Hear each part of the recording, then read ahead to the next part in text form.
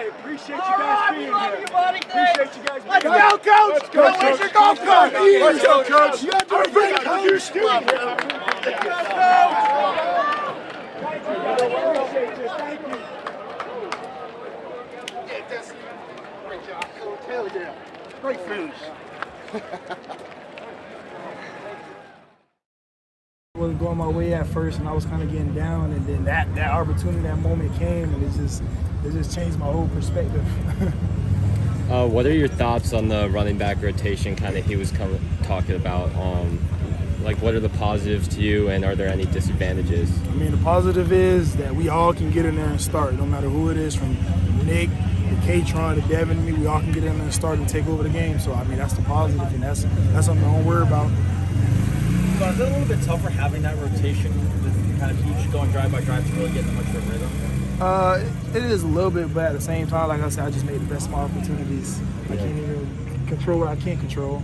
Yeah, those two other guys being freshmen, obviously the Elder States, those three kind of rotating. What did you see from the two of them? I mean, they played their heart out. I'm proud of them, and they grew from since they first got here to now, and I'm riding them, continue to push them, continue to help them to get better. Yeah, any advice you gave to them either before going into today's game or during today's game to help them out a little bit? I just basically told them, be yourself, block out all the distractions and all the noise, and just play how you know how to play. What are the next couple of games going to mean in terms of the extra time you guys get that you wouldn't have played on Saturday and not on Thursday?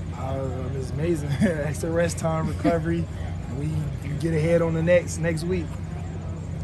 In terms of, I'm sorry I got a little bit late, but in terms of that final play, Sean said it was cover zero from them. What did you see, and how did you keep going and find that spot again? I mean, I seen cover zero, man. I knew that the backer had me, man. It was I just had to execute and beat him. If I beat him, then I looked up and the ball was just right there. What's it like going back to the sideline after a play like that? Man, amazing. I needed that, to be honest. It was amazing. Why did you need it? Like I said, I was kind of losing faith and losing hope at the beginning of the game because things wasn't really going the way I wanted to go, but I just got an opportunity and made the best of it. And like I said, I needed that. It just helped me change my perspective. Where does that moment rank in just personal football career and plays you've made in your life? I'm gonna give it 1 all the time. 1. Yeah? It's gonna be forever 1. Is there a close to? Welcome to Football Letter Live. Tonight we welcome Adam Brennaman, along with the leaders from our 2 student organizations here at the Alumni Association, Lion Ambassadors President Kristen Chomos and Blue and White Society President Maddie Dowdwell. Our student leaders will share how our groups support the Nittany Lions on game day and enrich the student experience with their year-long events and programs. Football Letter Live is member supportive, and we're grateful to have your support. If you're a Penn Stater, you belong in the Alumni Association. And if you love Penn State, you're in the right place. This is Football Letter Live.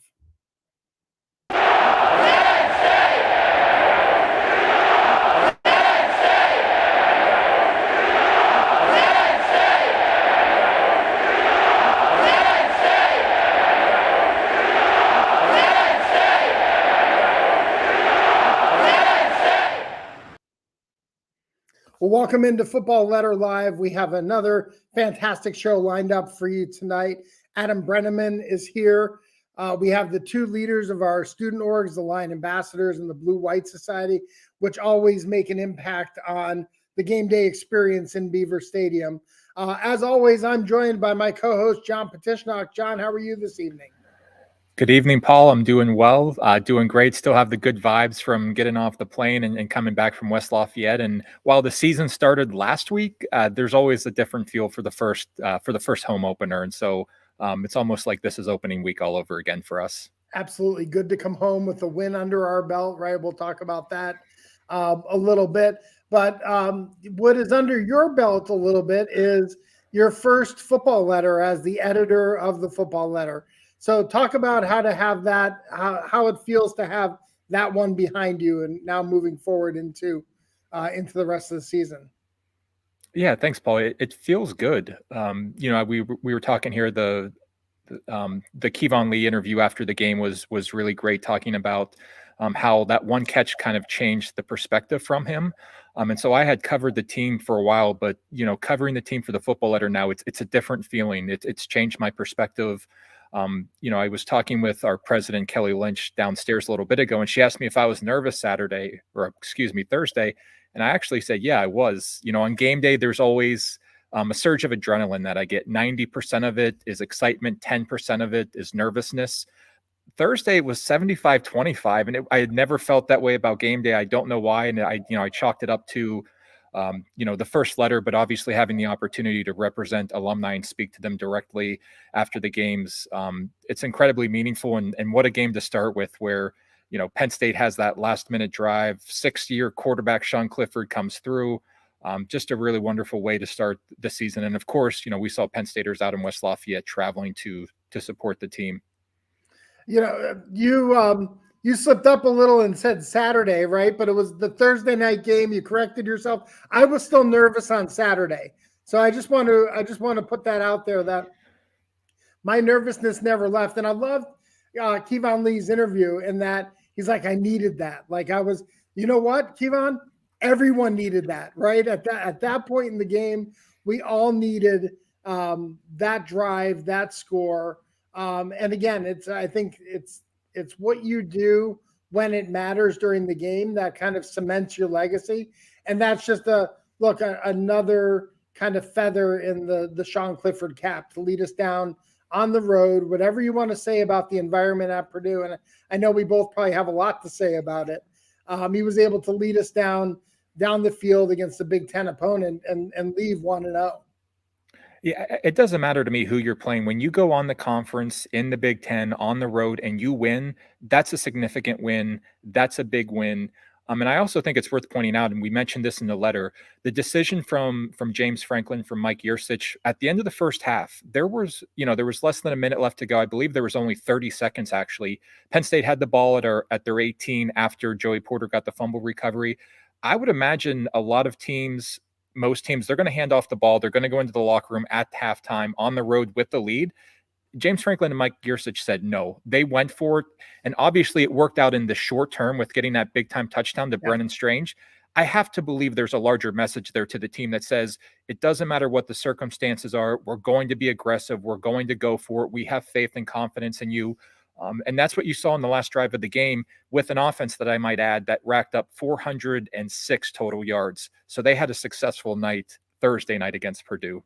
Absolutely, John. And we needed that touchdown, right? Not only because of the final score, but because of how Purdue came out of the locker room, right? And really took the ball down the field and scored to kind of set the tone for what ended up being a back and forth second half and the Nittany Lions score that last minute touchdown and survive Purdue. We have been to a number of Big Ten stadiums, John, and there are just some environments that are unparalleled, right? I mean, you think of Ohio State, and say what you want about their fans. They are loud, they're into it, but they're knowledgeable about the game, right? Same at Purdue, right? I mean, same at Iowa. You go to Iowa, especially if it's a night game, right? There's a lot of crazy things that happen there. There was a moment in the game where Sean Clifford left the game, and we had to put our backup quarterback in. And what really struck me is that the Purdue fans, the Purdue team, didn't smell blood in the water, right? There wasn't like a marked change in the environment in the stadium like there was last year at Iowa. It was kind of an odd college football environment with 50,000 people in the stadium, and yet, I don't know, just kind of passive, if you will. It was really interesting. What was it like? You were on the field. What was your perspective like? Yeah, I agree with you. I think, I don't know if they had still had the wind knocked out of them after that Brennan Strange touchdown going into halftime. It was 21-10. But it was kind of strange to me that, I mean, Sean Clifford came out of the locker room at halftime and then he walked right back off. He was actually limping. I passed him on the field, and Drew Aller goes in, and, you and I are thinking here, and I'm sure everyone in the stadium, or at least Penn State fans, were thinking Iowa last year. Is this going to be a replay? And Drew Aller came in and he looked sharp. He was able to complete a couple passes, and even one of his incompletions, I think, was a dropped pass. Right. And then, Sean Clifford came right back out and went onto the field. And so, yeah, you kind of felt like there were a couple of times when Purdue could have seized momentum, and they did in the fourth quarter when they got that pick six. That was big.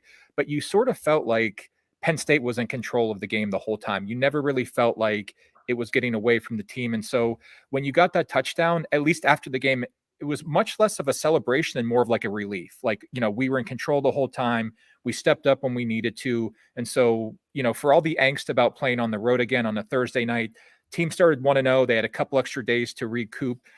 And so, and obviously in West Lafayette, that's going to be one of the longest trips of the team for the season. And so all things considered, coming back 1-0, you saw what you wanted to out of your senior quarterback. And you also saw some true freshmen step up. And so it was, there's always things that you want to work on, but as James Franklin says, it's better to learn things after a win. Absolutely. Absolutely. And we come home with a win. Now let's switch gears and kind of look forward a little bit, right?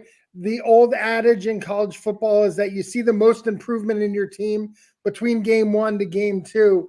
And so, John, what are some of the areas you think we might be able to look for some improvement on the field from the Nittany Lions? I'm really interested to see the true freshmen continue to develop in the backfield. You've got Katron Allen, whose nickname is Fat Man, out of camp. We'll have to figure out the story behind that. And Nick Singleton, obviously the Gatorade National Player of the Year in high school. Obviously, the offensive line, I think they've got a really great opportunity on Saturday against a MAC opponent, against Ohio, who is legitimate. But I really think the freshman backs, their running style, they can bounce it to the outside. You also saw Nick Singleton kind of have a tough run up the middle, leading up to Sean Clifford's rushing touchdown there in the second quarter. And so I would say the running backs, but also Mitchell Tinsley, the transfer from Western Kentucky, led the team last Thursday. I believe also led the team in targets in addition to catches and yards. And so, he's a senior, but this is his first year with the team. And so you wonder how much more can he get involved? How much more can the tight ends get involved? As you say, there's only one football to throw around, but certainly I think improvement also, but also just getting more players involved based on what the defense is going to offer you compared to what you were able to do against Purdue. Yeah, you bring up Tinsley and kind of the senior leadership that he showed, even though it's his first year, right? A number of clutch catches in key times. I think of the Kevon Lee play at the end of the game, right? It's funny that a sophomore is now a veteran on a college football team. But he really stepped up. One of the things that I was really surprised by, and it'll be interesting to see how the rest of our schedule plays out in terms of their approach, but I was really surprised by how many times Joey Porter Jr. was targeted in terms of, Purdue feeling like they could go after him 4, 5, 6, 8 times. How many times does Joey Porter have to break up a pass before you realize it's not going to be that wide receiver's day? Yeah, that was strange. You just felt like Purdue felt like, all right, we're going to get through at some point. And Joey Porter Jr. said, no, you're not. And so, James was asked about that this week, James Franklin, and he said, maybe they didn't target Joey Porter, but they certainly didn't avoid him. And you've got to imagine that Big Ten teams are going to watch that tape and say, look, we're not throwing to his side of the field as often as we did. And even him, people expected a big season out of him this year, but I would say certainly exceeding expectations that first game when given the opportunity. But yeah, and you saw the clip of him celebrating with his dad after the game, obviously an NFL great. Both of his parents are awesome, just a great family. And so certainly you like to see him be successful on the field, but also a good guy to root for. Well, in just a couple minutes, we're going to be talking with Kristen Chomos, who's the president of our Lion Ambassador Group. Kristen and Joey Porter were actually classmates in high school. So maybe she's got some great Joey Porter stories that she could share. Maybe we'll put her on the spot. But why don't we go ahead and bring our student leaders into the show. First up, Maddie Dowdwell. Maddie is the president of the Blue-White Society. She's in her 3rd year here at Penn State. She's a psychology major from Easton, Pennsylvania, down there in the Lehigh Valley. Welcome, Maddie. Hi, Paul. Thanks. Hey, welcome to the show. Also joining Maddie is Kristen Chomos, 4th year in the actuarial science program here in the Smeal College of Business. She is from Wexford out in Allegheny County. But welcome, Kristen, to the show. Hi, Paul. Thanks for the intro. Absolutely. Hey, let's start right at the beginning. Do you have any Joey Porter stories? So I remember when Joey Porter came to our high school sophomore year, we were in gym class together and the gym teacher had us line up on the line and run some sprints to get going for the day. And Joey Porter was just legs ahead of everybody. And I knew right then and there that he was going to be a big asset to our high school football team for the next couple of years. And then sure enough, here he is, a big asset to the Penn State football team as well. Absolutely. Absolutely. Well, hey, I know John and I like to dig into kind of people's origin stories, right? So Maddie, how did you become a Penn State Nittany Lion? So Penn State was actually kind of never on my radar. I thought it was way too big of a school for me, but I ended up coming because I had an extra day that I could tour a college, and so I did. And then all the schools after that never compared to Penn State. And how about you, Kristen? I know Penn State's been kind of a family tradition with a number of sisters who came out here. How did you become a Nittany Lion? Yeah, so just like you mentioned, Paul, I come from a bit of a Penn State family. Both of my older sisters came here, and my mom came here as well back in the day. So I was always getting the push from my family to Penn State. And when I was considering schools, Penn State was definitely the total package with everything that it had to offer between academics and athletics, specifically with the opportunity to enjoy Penn State football, as well as all the extracurricular opportunities as well, with all the student clubs and organizations that are offered here on campus. And then State College is such a great college town to live in for 4 years. So as Paul and I mentioned, home opener Saturday, everyone knows about it. Everyone knows Beaver Stadium, the best game day atmosphere in the country. Alumni and fans play a big part of that. You play a big part of that with our student groups, with the S Zone and with the Shakers. So let's talk a little bit about game day from the student perspective. And Maddie, we'll start with you. What is game day like for you and Blue and White Society, and what's the type of impact that you have on the game? So game day in the student section is just electric. You know, to be a part of something with hundreds of thousands of people is powerful as is. But in the student section especially, you know, we got through another week of classes, and this is the moment that we've all been looking for all week. The anticipation builds throughout the week. You can just feel it. And then when it's time and we're all together in the stadium, it's like, you know, an eruption. And it's so cool to be able to say that Blue and White Society plays a part in this atmosphere. And so we're responsible for handing out the pom-poms, which we call sharing shakers. And so each week, 10 volunteer Blue and White Society members hand out the sharing shakers to up to 21,000 students that flood the stadium. And the effect that the shakers give is almost chilling. You know, like I don't think I was ever taught what to do with a sharing shaker, but somehow there's just this unspoken Penn State language that creates a united front. And you can see that with the sharing shakers. How about you, Kristen, with the Lion Ambassadors and the S Zone? Yeah, so Maddie said it best that the feeling in the student section is just electric no matter what the week is. And with the S Zone, Lion Ambassadors have a really cool opportunity to be in the game before anybody else and see the stadium go from 0 people essentially to up to over 100,000 people every week. And that's really cool to see everything come together. And during that process, we pass out shirts in the S Zone, which is right in the center of the student section. We make a big S to represent Penn State right there in the middle out of t-shirts. And that's such an awesome opportunity to then stand in the front row and fill out the front row of the S Zone with other Lion Ambassadors and with the Blue and White Society as well, and experience the game from the front row of the student section while cheering everybody on with the S Zone behind us. So certainly the two of your organizations have a significant impact on game day and the environment in Beaver Stadium. But that's not all your organizations do. I would argue that your organizations have an even greater impact year round. Kristen, talk a little bit about Lion Ambassadors and how you enrich the student experience here at Penn State. Definitely. So Lion Ambassadors do a multitude of things across campus. One of those is touring. So whenever there are prospective students that are coming to campus, Lion Ambassadors are a subset of the tour guides that are out there showing them around, showing them how Penn State can become their home.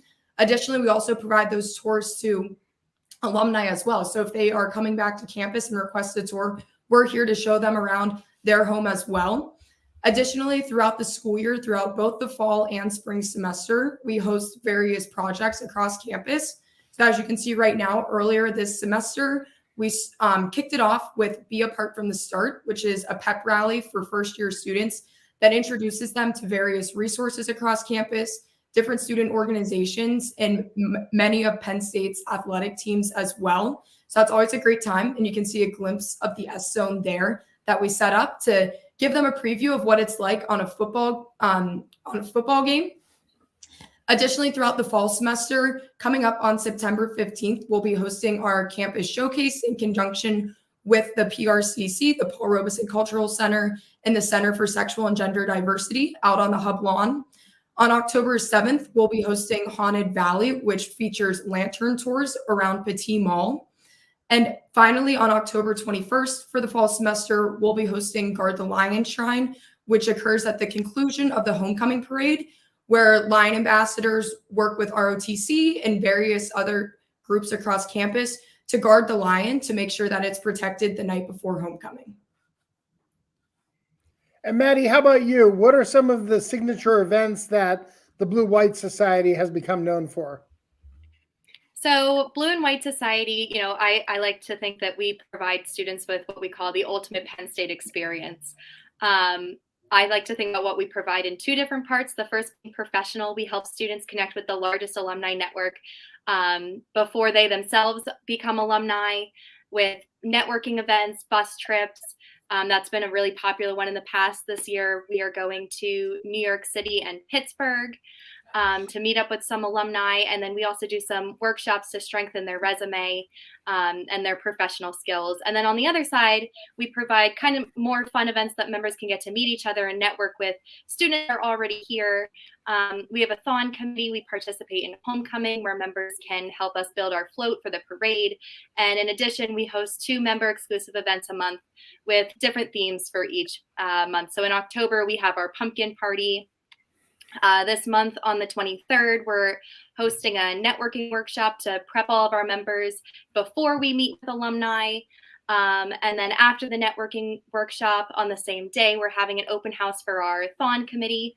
If members are interested in joining that and getting a little bit more involved. October brings homecoming and our annual pumpkin party. And then later in the semester, we'll be taking our bus trip to New York City.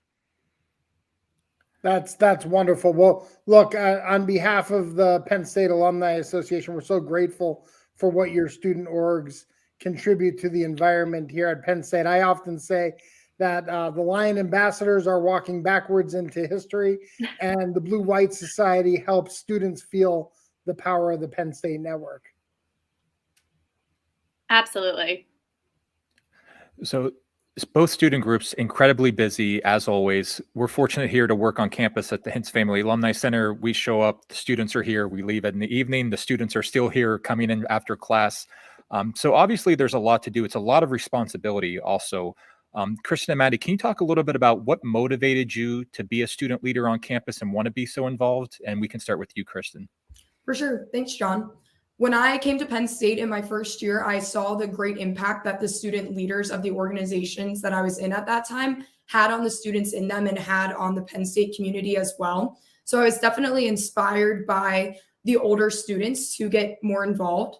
And throughout my time, I've always felt empowered to grow into a leadership role. And this year, I'm really ecstatic to be serving in this role for Lion ambassadors. And I think that student leadership provides a great opportunity to collaborate with other students within my own organization, being Lion ambassadors, but then to also extend that outreach and collaborate with students in other organizations across campus to really work to leave a lasting impact on Penn State, because we will all eventually be graduating, but hoping to leave a strong tradition for future students to be able to carry on here at Penn State.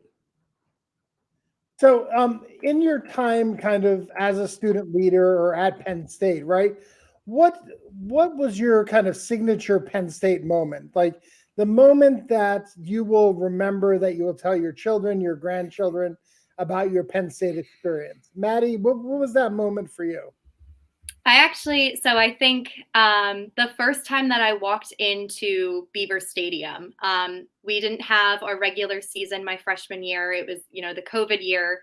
And so the first time that I walked into the stadium ever was for the blue and white game that year in the spring that the freshmen, we were lucky enough, in the first years, we were lucky enough to be invited to. And so I remember, you're in the tunnel and you're in the stadium and kind of walking up the hill there, and like the light hits you. And then all of a sudden you're in this giant stadium with just a whole bunch of Penn Staters, and you can just feel, the passion that we all have and that we all share.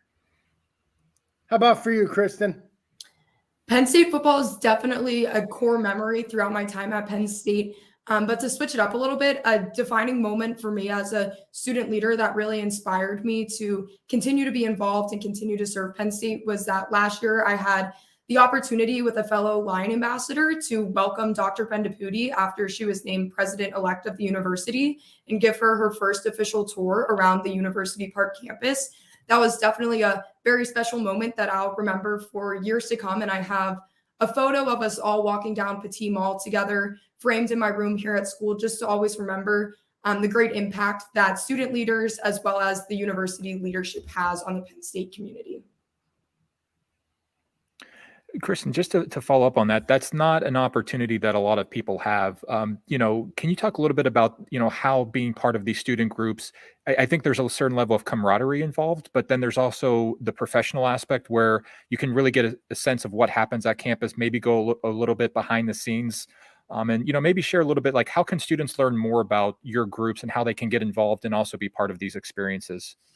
Definitely. So Lion ambassadors, we do a lot of external facing projects and activities around campus, all the projects that I mentioned before, as well as the touring. But internally, there's a lot that goes in behind the scenes as well. So we work on professional development, DEI, and service with our members as well, internally facing.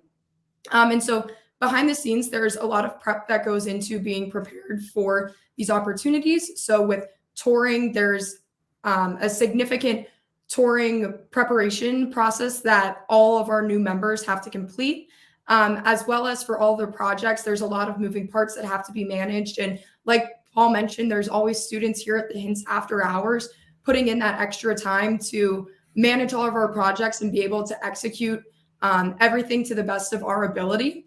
So there's a lot that goes into preparing our members of Lion ambassadors to be really well-rounded and great ambassadors for the university. And if students are interested in being part, which we would love to have many people apply, they can come check out any of our projects or our recruiting events that will be rolling out later this semester. And in order to stay in the loop on all of our recruiting and projects, they can join our email list by going to the Lion Ambassadors website and clicking on the Get Involved tab. And additionally, they can also be sure to follow all of our social media pages to receive updates on projects and the application timeline as well. How about you, Maddie, with Blue and White Society? Blue and White Society is the same way. You can find us at our website at blueandwhitesociety.com and on all social medias. So, Maddie, the Blue White Society is tasked with engaging students who become members of the Penn State Alumni Association, right? And one of the things that's most impressive about you and your fellow students that run it is how you talk about the Alumni Association to students. So what is the 30-second or the 60-second elevator pitch that you give to students as to the value of being a member of the Alumni Association while they're a student? The value of being a part of the Alumni Association as a student is that you you get to learn the ropes of how to be an alumni before you even are one. And not only that, but you get all of the benefits of being an alumni member with being a student. So there are certain benefits that the Alumni Association will provide that you as a student can also take advantage of. And, a similar type question for you, Kristen.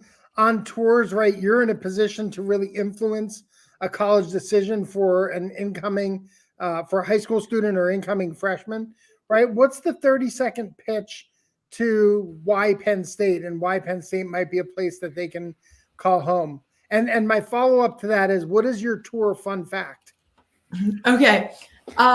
So at the end of all of our tours, we wrap them up by essentially telling the students on the tours why we chose Penn State and what our experience has been like here at Penn State. So as I mentioned before, I came to Penn State from a Penn State family, and Penn State was the total package to me, and that I haven't looked back since being here. And I feel that Penn State has given me so many opportunities to grow in numerous ways. I feel that it's given me the chance to grow academically in the classroom, outside of the classroom. It's given me the chance to grow as a professional and as a leader as well. And even beyond that, it's given me the chance to make so many great friendships and to grow as a friend and all of the relationships that I've been able to form throughout my time here at Penn State. And my tour fun fact, there's so many, but one of my favorite legends, I would say, this is more of a legend, is that, this is a fact, that all the students, when the university was first founded, lived in Old Main. And then the legend part of that I like is on nights that it was going to snow, they would turn the Old Main bell upside down. So that way it would freeze and the bell wouldn't ring in the morning to wake them up for class. That is not a story that I've ever heard. I knew the students all lived in Old Main, and Old Main didn't look like it looks like today. It was Spartan conditions for sure, but I'd never heard the bell tower bell story. That's amazing. I heard that that's why I say it's a legend, because I heard it from a couple of fellow tour guides whenever I was partnered up on tours before. But yeah, definitely a fun one. It would have to be a legend because nobody's around since 1859 when students were living in Old Main, right? So that has to be passed down generation by generation. That is amazing. So Kristen and Maddie, you both mentioned homecoming. That'll be coming up next month. In a lot of ways, your groups are kind of a bridge between the current generation of students and alumni who are coming back, especially at an event like homecoming where you've got Guard the Line Shrine, we've got the ice cream social. When you're with your student groups and you're meeting alumni, seeing alumni who are coming back to campus maybe for the first time in 5, 10, 15 years, what is it like being able to see their reactions coming back to campus and kind of seeing how even though generations may separate us, there's a lot that unites us here at Penn State? For sure. One of my favorite things when alumni come back is they'll look at the State College skyline per se, and they'll talk about how much it's changed and how things have evolved since they've been here. But no matter what, it's always still State College. We're still in the same spot that they all were. So being able to connect about the things that they did while they were at Penn State and tying it to what we do now here at Penn State, I find to be really interesting. And a cool tour story here is that last year I was giving a private tour to an alum from California, and he hadn't been back in about 20 years or so. And I asked what was bringing him back, because usually when people come back, they're here for a football game or they're bringing a student who they may want to try to convince to come to Penn State. And he told me, I had a dream about walking across campus again. And I figured the only way to make that dream happen was to fly out to State College and request a tour. That's amazing. So we want to just take a minute just to thank you both.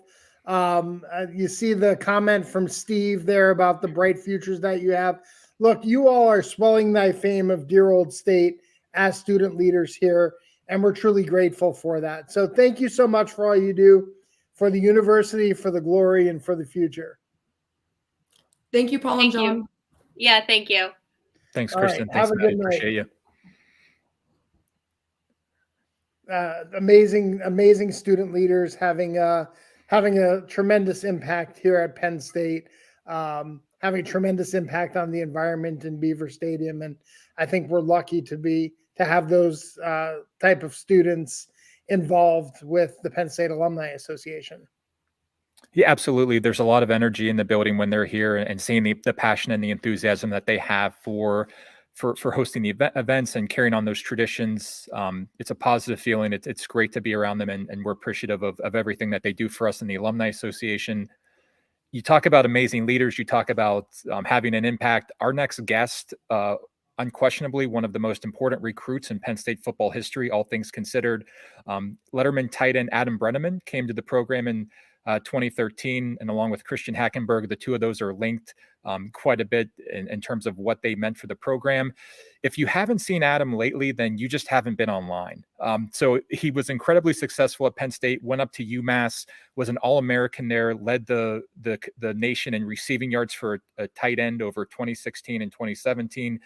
Just had a huge impact now. Very much involved with media and analysis. He's big in the name, image, and likeness space. There's so much we're gonna try to get to with Adam. I feel like we could talk to him for an hour, and there'll still be topics that we couldn't get to. But he hosts the Breneman Show, and he's the VP of Name, Image, and Likeness for Mercury. Adam Brennaman, welcome to Football Letter Live. We are thrilled that you could make time for us. What's up, guys? Appreciate you having me. I'm sorry I'm a few minutes late. I'm in the middle of a trip to Buffalo. I'm broadcasting the Buffalo game on Saturday, and it's been a heck of a few days. I've been driving across the country, so I apologize. No apology needed, Adam. And actually, let's start there. I mean, safe travels. And you called, I believe it was the game at Akron last week. Can you just talk a little bit about what are you doing now with broadcasting? How did that happen? And is that kind of the next natural step for you with what you're doing post-playing career? Yeah, great question. And, I'm doing a lot right now for sure. I got my hands in a lot of different avenues. It all kind of centers around football, college football, and media. You mentioned that if you haven't seen me, you haven't been on social media, and I'm glad you made that comment because that's certainly been the goal. Since I stopped playing, obviously, finished my college career, wasn't able to play in the NFL after I had failed some physicals, and after coaching for 2 years, I kind of felt like I had this, unique credibility to talk about the game, and to talk about college football and how it impacts players, how it impacts name, image, and likeness, and all the different things going on. It felt like I had could talk to it at a high level, and decided to kind of go all in on this new path of creating content on social media. You mentioned my podcast and working with Mercury on the NIL front, which has been really exciting, and then also broadcasting. And I've been working with ESPN, which has been a great experience. Just to be able to to be on the worldwide leader of sports, and on a little bit of their on ESPN3 and ESPN Plus and some of those channels, and got to call the Akron game last Thursday, which was Joe Moorhead's first game at Akron, and then also doing the Buffalo game this weekend, and then actually have the West Virginia home game next week. So kind of been fun, been a lot going on, but really enjoying just being able to talk about the game, and it's allowed me to interact with a lot of really cool people, cool coaches, stay in touch with a lot of great players. So, and I'm really enjoying it. You mentioned the Akron game, a barn burner, overtime final, in Joe Moorhead's initial game out there. What are some of your impressions? First of all, were you able to catch up and talk to Coach, and just what are his thoughts having transitioned from Penn State to Mississippi State to Oregon, right? The life of a coach now in Akron. Yeah, I was able to talk to him. So when you do these broadcasts, one of the cool things, and it's been really fun for me, has been a couple days before the game, you do production calls with the coaches. So you get to be on a Zoom call for about an hour with the head coach of each team and some of the coordinators. So for the Akron game, it was I got to talk to Coach Moorhead for about 30 minutes, 45 minutes, and then also talk to Billy Fessler, who's the pass game coordinator at Akron, who you guys probably remember was a backup quarterback at Penn State. So got to talk to Coach Moorhead for a while. He made the comment. He said, if I wouldn't have transferred, I would have had a career like Mike Gesicki had. So that one stung a little bit, but no, of course, Coach Moorhead's one of the greatest, in the game. I really believe that he's such a great communicator. Players love him. Obviously, a great play caller. That Akron program has been a pretty bad for a long time now, and he's got a big challenge ahead of him. But they got the win in week one. It was a little closer than I think they wanted it to be, but it was a fun game to call for sure. An overtime game with St. Francis, and but he's doing a really good job. He's obviously recruiting at a high level and has got some really good players. Brought in a bunch of Power 5 transfers, and that's the cool thing now, right? With the transfer portal, you can totally revamp your roster in one offseason with the way college football is nowadays. Yeah, absolutely. Shout out to Billy Fessler. That's a name I haven't heard in a couple of years. I think I sat next to his parents at a football game when we were out in Chicago, because I think he had a brother who played for Northwestern. So their mom and dad were wearing jerseys that were half Northwestern and half Penn State for the game. Yeah, I love it. Yeah, too. They have a great family. Adam, you talk about staying in touch with ball coach Joe Mo. You know, you've interviewed current Penn State players, Penn State lettermen. You've interviewed a lot of players, coaches, people in different levels of the sport. On a personal level, what does it mean to you that you can stay connected to the game and not just stay connected, but really play a critical role?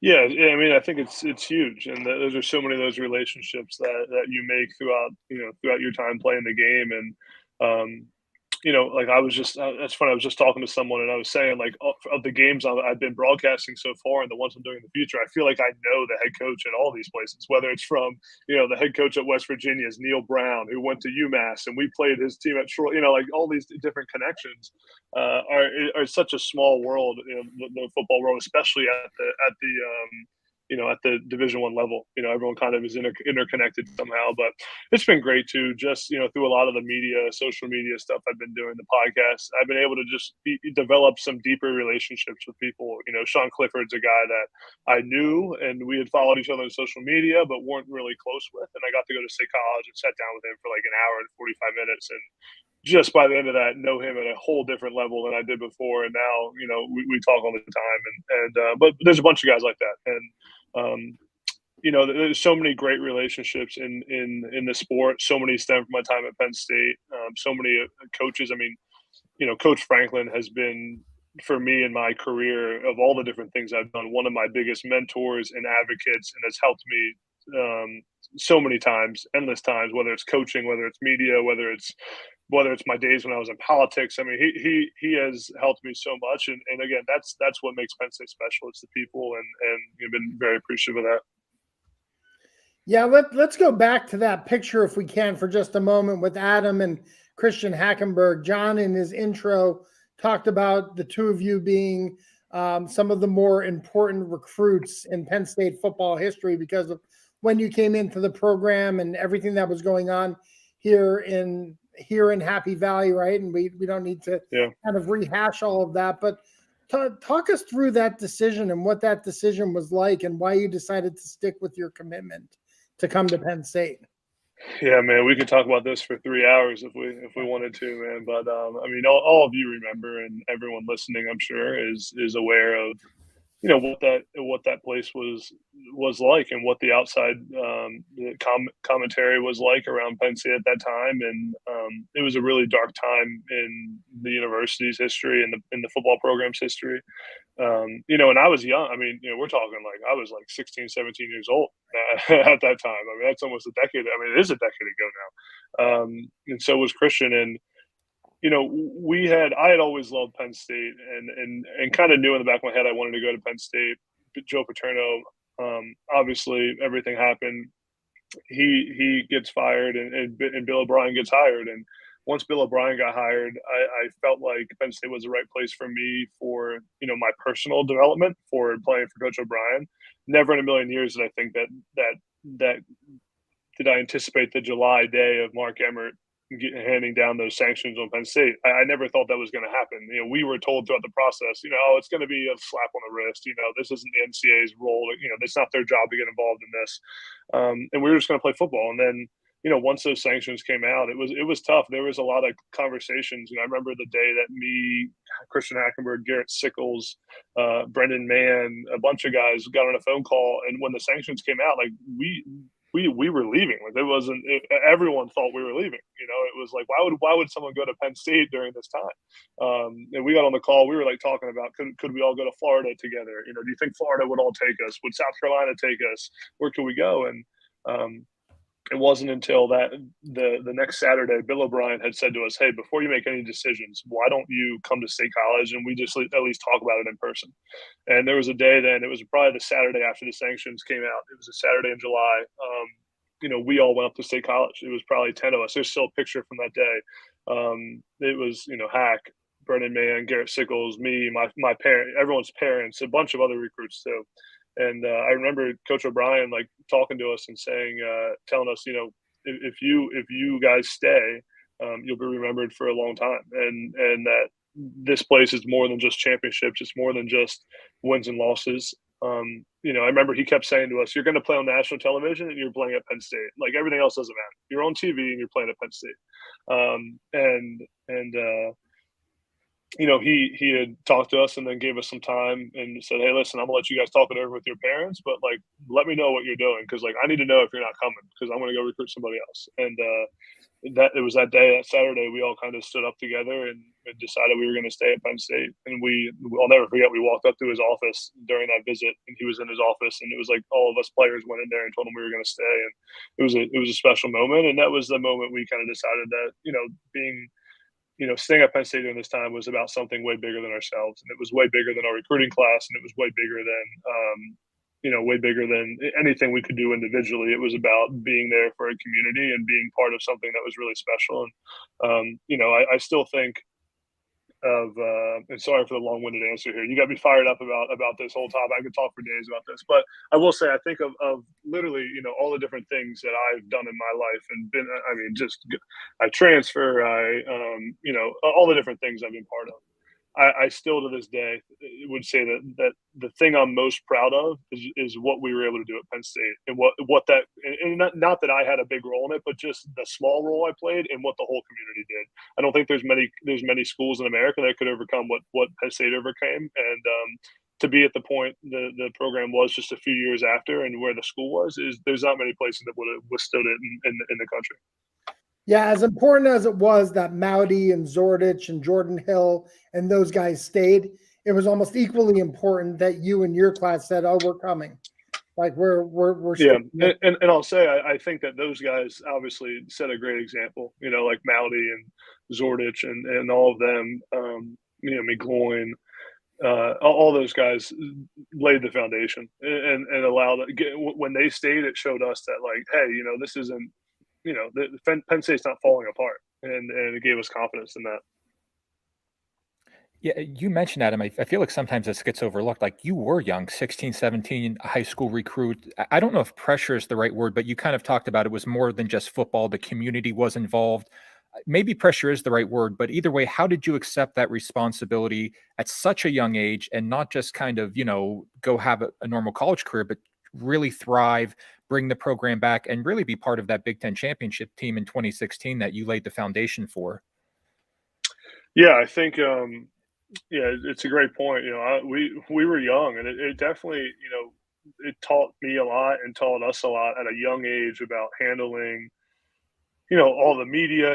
The media attention at that time was so crazy. I mean, we talk about, nowadays, like, again, acting like it was forever ago. It was like 10 years ago, but nowadays you have like the whole like 24-hour news cycle, right? Like something new comes up almost every few hours and the news cycle changes. But man, that news cycle felt long. I don't know if you guys remember, but I mean, that Penn State was, we were talking about Penn State on the news for a long time during when those sanctions came out, when the free report came out, all that kind of stuff. So dealing with all of that and being the hometown kid that we could grow up an hour and a half away and being the 5-star recruit, there was a lot of media attention that I learned how to deal with at a young age. And yeah, I mean, like I said, I think it was about just being part of something that was bigger than ourselves. And, as you guys know, I transferred out of, obviously thought I was done playing football because of my knee, and then ended up going back to UMass. And that was in 2016 was my first year at UMass. So I missed the Big Ten championship year by a year, but I'll never forget, Penn State had won the Big Ten championship. Obviously, Coach Franklin was the head coach. And I was sitting on my couch watching the game because I was at UMass and we weren't playing anymore after our 2-win season. But I had a lot of close friends on that team, and it was really cool. But I'll never forget after that game when they won, Bill O'Brien texted me and said, like, hey, I know you weren't there tonight, but just know like you had a big role in that Big Ten championship, and that was always a really cool moment for me. Yeah, you mentioned the transfer to UMass. What was that process like, and how did you come to that decision? Right, leaving a place that you obviously still care about, right, Penn State, but still wanting the opportunity to get on the field and make your mark on the game that you love. It was really an interesting situation. I had thought I was done playing football, so I had spent 3 years at Penn State. Obviously, had a great freshman year. Then I had a left knee injury, missed all of 2014, and then also missed the most of 2015 with that same knee injury. Had worked with a bunch of the doctors at Penn State. Really thought I was done playing. I mean, when I left Penn State, I was retired from football. I was really in a not a great place mentally with the game. Just kind of had obviously had all the ups and downs, all the pressure of being at Penn State as the big time recruit, and I just wasn't that mature, And I left Penn State. I left Penn State and went to go work on a state senate campaign. I was done. I got my degree in 3 years. I graduated December of 2015 from Smeal Business School at Penn State. I mean, I went to work. I mean, I was working. I was living in Harrisburg and working, and then come around like 5 months later, my knee started to feel better, and obviously I missed the game and started thinking about playing. And by that point, my high school quarterback, a guy named Andrew Ford, who went to Virginia Tech, had transferred to UMass. My roommate at Penn State was a guy named Austin Whipple, who was on the Penn State team in 2013, 2014. We were very close. He was a backup quarterback. His dad's a guy named Mark Whipple, longtime NFL offensive coordinator, NFL assistant coach, and he had just taken the head coaching job at UMass. So, I talked earlier about relationships, right? So this is where it all comes back to. I now knew the head coach at UMass. My high school quarterback was the quarterback at UMass. And I kind of decided, I'm gonna give it another shot. And I remember talking to Coach Franklin and discussing, like, should I come back to Penn State, or should I go somewhere else? And Coach Franklin was like, "You're welcome back here. Like, you'll always have a spot here. We'll take you back. We'd love to have you."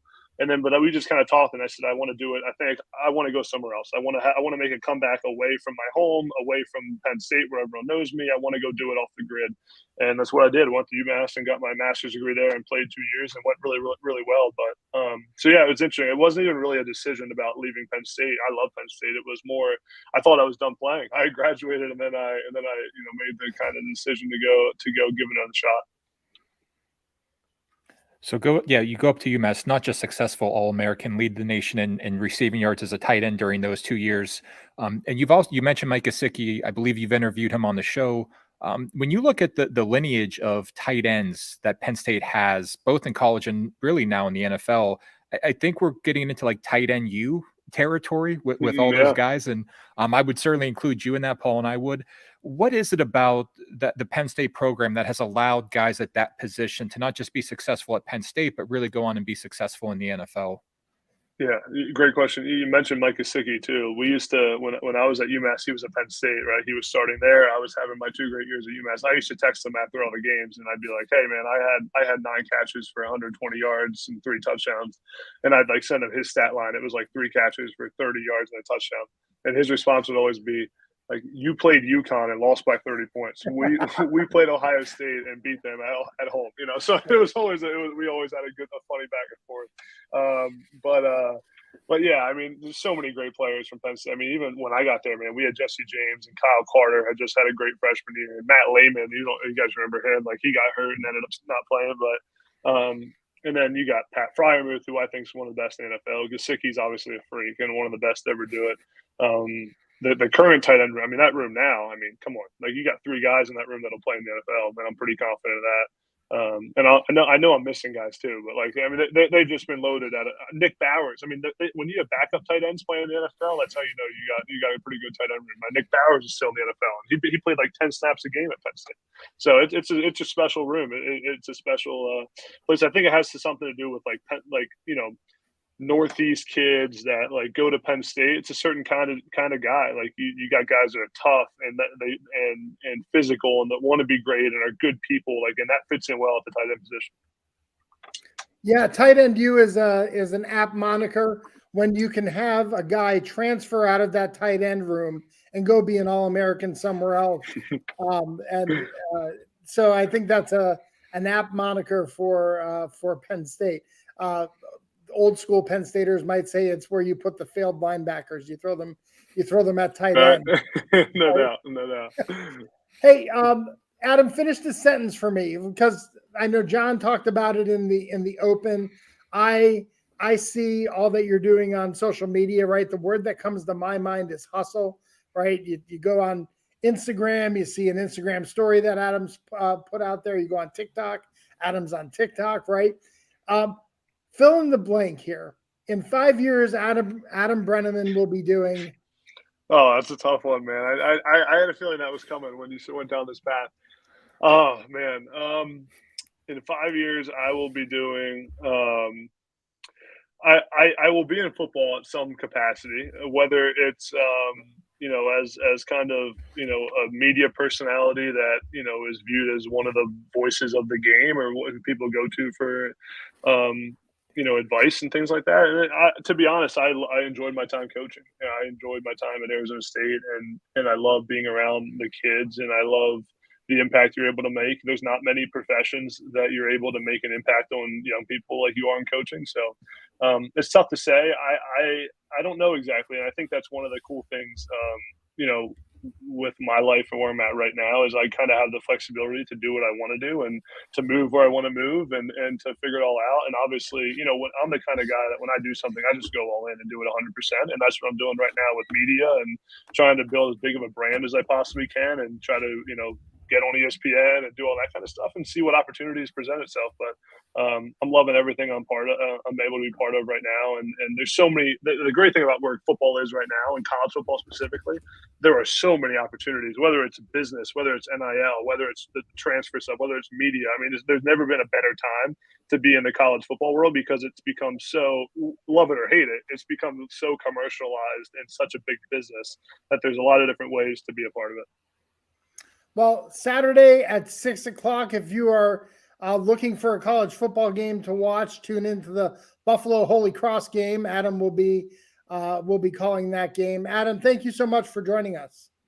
Appreciate it, guys, and Paul and John. Appreciate all you guys do for Penn State and all the work you guys put in behind the scenes. Really, really appreciate it, and just know it doesn't go unnoticed. Well, we hope to see you here soon. Thanks, Adam. Yeah, thanks, Adam. Appreciate you. Yes. All right, John, we need to have Adam back because we didn't even get to half of the questions we wanted to ask him about NIL and just all the other things he's got going on. Yeah, that was good. That was a good, fun conversation. Yeah, I feel like he's got to be an annual guest. Him, Gary Gilliam, a lot of guys. It's we ask him what he's going to be doing in 5 years. It's he'll be successful. We know that. He'll be doing what he loves. It's great that he can stay connected to the game. And yeah, I mean, it was great to get his thoughts. We knew about his connection with Mark Whipple, who's now, of course, the OC at Nebraska. Yeah, just a really, really good guy. So yeah, the game at Saturday, ESPN Plus.